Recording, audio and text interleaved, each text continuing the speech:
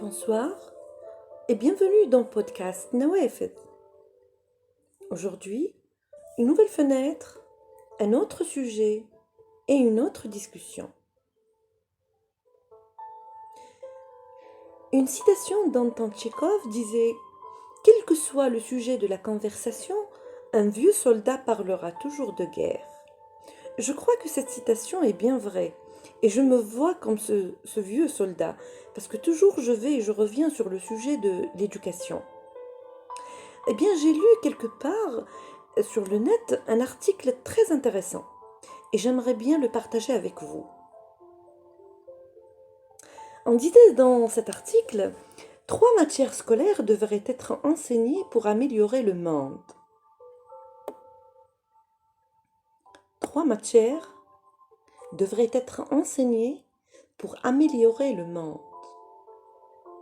Bien qu'il soit important d'acquérir des notions de base en mathématiques, en sciences et en littérature, pour survivre dans le contexte actuel, il est également important d'enseigner aux enfants comment ils peuvent réussir.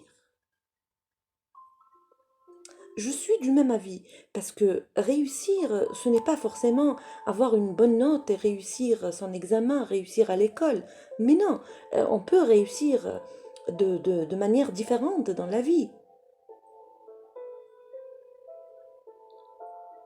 Donc, en tant qu'enseignante ayant passé plus de 25 ans dans le système éducatif, l'une des choses qui me préoccupe vraiment concernant les écoles d'aujourd'hui est la peur constante et le contrôle basé sur sur le conditionnement social soumis à nos enfants. Ça, c'est vrai. Bien sûr, nos enfants apprennent des capacités précieuses de vie et de travail, mais souvent au prix de leur santé et de la prospérité générale. Et bien que les écoles continuent à faire des efforts, au final, elles parviennent à pleinement harnacher le génie de la diversité actuelle, parce qu'elles mettent l'accent sur la routine, sur la discipline et les contrôles, plutôt que sur l'exploration, la compassion et l'innovation.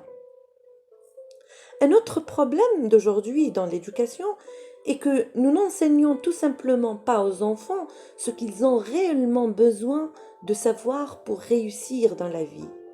Bien qu'il soit très important d'acquérir des notions de base en mathématiques, en sciences et en littérature pour survivre dans le contexte actuel, il est également important d'enseigner aux enfants comment ils peuvent réussir.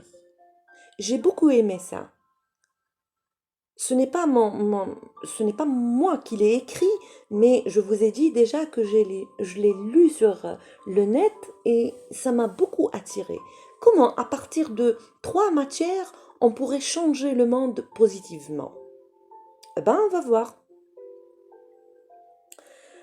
On dit qu'avec quelques ajustements, nous pourrions rapidement commencer à améliorer l'éducation en ajoutant quelques nouvelles matières visant à aider les enfants à devenir des adultes sains et épanouis. En enseignant aux élèves certaines pratiques pédagogiques efficaces qui leur seront utiles pendant leur vie, nous pourrions commencer à transformer l'éducation et le monde positivement. 3 matières pourraient améliorer la vie sur Terre. 3 matières seulement.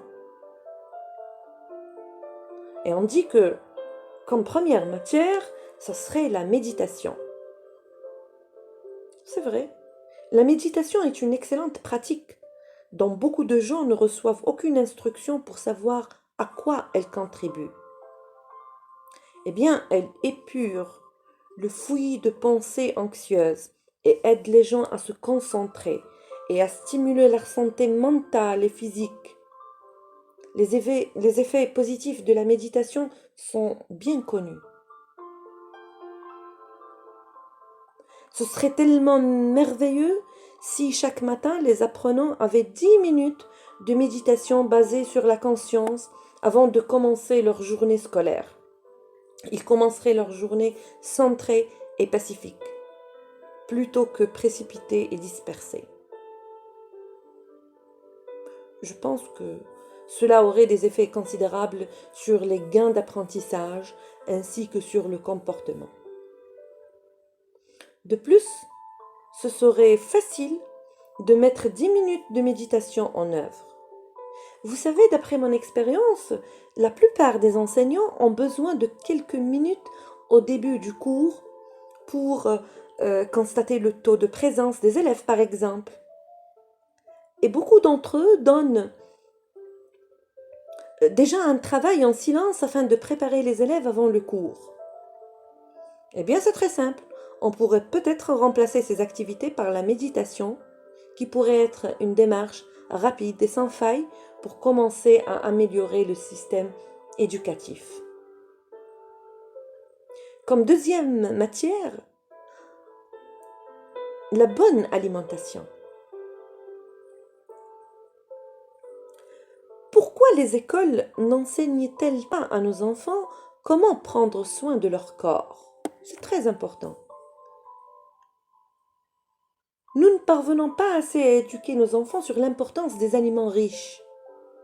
Les aliments génétiquement modifiés et emballés dans des produits chimiques présents sur les étagères des magasins qui alimentent nos écoliers sont très probablement responsables de la hausse rapide des taux d'obésité et de cancer. Surtout à une époque où les dangers pour la santé comme ceux-ci sont à la hausse. Ne serait-il pas sage d'enseigner aux enfants comment prendre des décisions nutritionnelles réfléchies? Malheureusement, j'ai vu de mes propres yeux ce qu'est un déjeuner dans les cantines scolaires. Et les choix que font nos écoles en ce qui concerne l'alimentation laissent beaucoup à désirer. Et c'est le moins que l'on puisse dire. Je pense que le système éducatif devrait vraiment traiter de la manière la plus honnête ce problème et prendre des mesures pour éduquer les jeunes d'aujourd'hui sur l'importance de la vraie alimentation. À vrai dire, les enfants apprennent déjà des choses sur l'alimentation à l'école. Donc il n'est pas nécessaire de faire une grande réforme pour inclure de nouveaux cours sur l'alimentation. Nous devons juste commencer à être honnêtes avec eux sur ce qui se passe réellement dans l'industrie alimentaire. Soyons sérieux, d'ici 20 ans, l'éducation nutritionnelle équilibrée ou l'absence de celle-ci aurait un impact bien plus profond sur la vie des jeunes que les maths.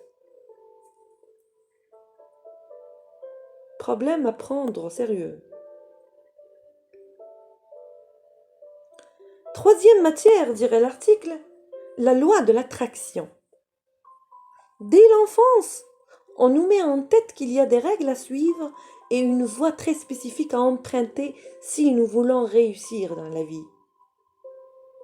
Beaucoup d'entre nous acceptent l'hypothèse selon laquelle que nous devons aller à l'université et trouver un emploi convenable, comme être médecin, comptable, avocat, ingénieur, etc. Si nous voulons devenir quelqu'un, il faut être un médecin. Si nous voulons devenir quelqu'un, il faut être un avocat, et ainsi de suite. À cause de cela, de nombreux jeunes n'explorent pas leur vraie passion. Si nous pourrions apprendre à nos enfants que n'importe qui peut utiliser la loi de l'attraction pour créer une brillante carrière motivée par la passion, nous pourrions améliorer le monde de façon spectaculaire. Et de nouvelles options en matière de carrière émergeraient, et l'innovation serait une situation invraisemblable. Plus important encore, les gens seraient plus heureux parce qu'ils feraient des choses qu'ils aiment vraiment faire, plutôt que de gâcher leur vie à effectuer un travail qui ne les inspire pas. Enseigner la loi de l'attraction dès le plus jeune âge donne aux enfants des outils dont ils ont besoin pour réaliser leurs rêves et vivre une vie épanouissante. Il n'y a rien de nouveau ici. Il s'agit juste d'une simple pratique pour croire en soi-même et aligner nos pensées, nos émotions et nos croyances avec les résultats que nous visons. C'est vrai qu'en enseignant aux enfants la méditation, la bonne alimentation et la loi de l'attraction, je crois que nous donnons les outils dont les apprenants ont besoin pour être compétents et pour qu'ils s'épanouissent. Nous améliorerons la santé de notre nation, physique et mentale. Notre économie se développerait.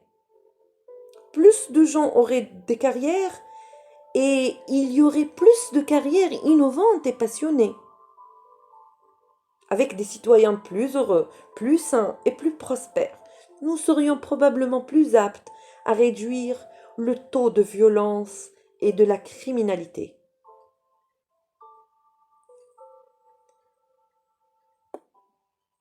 À vrai dire, cela donne matière à réfléchir.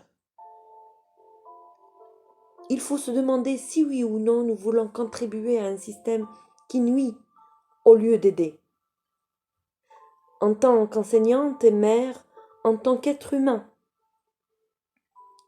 je veux un avenir meilleur pour nos enfants. Et je pense que vous êtes du même avis. Nous avons les connaissances nécessaires pour être la génération qui améliorera le monde grâce à l'éducation. Et j'espère qu'un jour, nous pourrons dire que nous étions parmi ceux qui l'ont fait. 3 matières devraient être enseignées pour améliorer le monde. Merci.